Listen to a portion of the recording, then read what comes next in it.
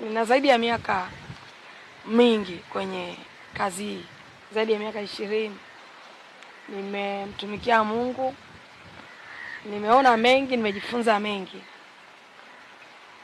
Kuna tofauti sana kati ya muziki ule wa kwetu na huu muziki wa sasa. Muziki wa kwetu sisi tulikuwa tunaimba na ukitusikiliza kila mwimbaji alikuwa na ladha yake. Hakuna aliyekuwa anaingilia kwenye ladha ya mtu mwingine. Kimsikiliza Boni Mwaitege unaona kabisa kuna tofauti kubwa sana kati ya Boni Mwaitege pamoja labda na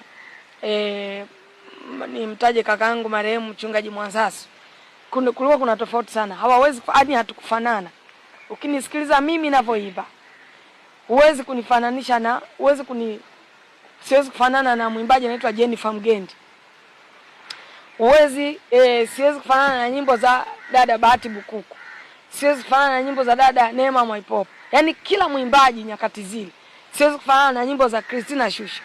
Tulikuwa tofauti. Ukimsikiliza huyu ana ladha yake. Ukimsikilizana yani ilikuwa ni kitu ambacho kila mtu anaenda kwenye maono yake.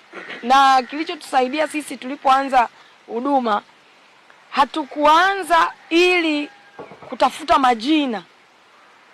Tulianza huduma, Mungu alituta kwenye huduma, lakini sisi kazi yetu ilikuwa ni kutangaza Injili, kutangaza neno la Mungu. Haya mambo ya umaarufu na nini, yani Mungu alituinua tu, yani tukajikuta tu tumeinuliwa hata hujielewi. Mpaka umeinuliwa bado hujielewi. Kwa sababu tulikaza katika kuhubiri neno, kutangaza neno la Mungu. Sasa ndio maana umaarufu hauwezi kunisumbua. Yani haunisumbui kabisa. Sasa vijana wetu wa sasa hivi ni tofauti. Kwanza kumekuwa na ushindani. Yaani wao wenyewe kwa wenyewe wanashindana. Mpaka unaangalia unawaonea huruma. Huyu akiinuka uimbaji anataka ashindane na huyu. Huyu akienda studio anamwambia producer, nipe beat ambayo itamwangusha fulani. Fanya vitu. Yaani wimbo ukitoka upasue. Sasa wewe inakuwaje? Au unamwambia producer, weka vitu, yani nikitoka wiki yote hii mimi tu ndo niwe kwenye mitandao, yani habari ya mjini ndo mimi. Sasa ukishafanya hivyo huwezi kufika mbali. Kwa sababu hakuna mtoto anayezaliwa ukiwa leba kwa sisi wa mama. Alafu umemzaa mtoto alafu anakuamkia, shikamoo mama. Si utakimbia leba. Kwa hiyo kila mafanikio yana hatua zake. Hata ukiongea na waliofanikiwa kuna mahali walianzia. Kwa hiyo lazima ukubali kwenda kidogo kidogo. Ushauri wangu ni kwamba waimbaji wa sasa lenga sana kwenye kuliinua jina la Yesu. Kwa sababu Biblia inasema nikiinuliwa nitawavuta wote waje kwangu. Lenga sana kulitangaza jina la Yesu. Mambo ya umaarufu, kufanikiwa yatakufuata.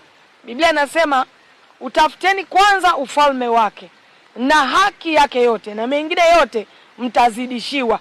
Umaarufu au kusikika ni kuzidishiwa. Unazidishiwa na Mungu. Katika kule kumtafuta Mungu na kumpenda, basi Mungu anakusaidia, anakufanyia nafasi. So ushauri wangu ni huo kwamba wakaze kumpenda Mungu. Lakini pia wasishindane. Lakini pia usitafute sana kutaka dunia ikujue kwa wakati mmoja.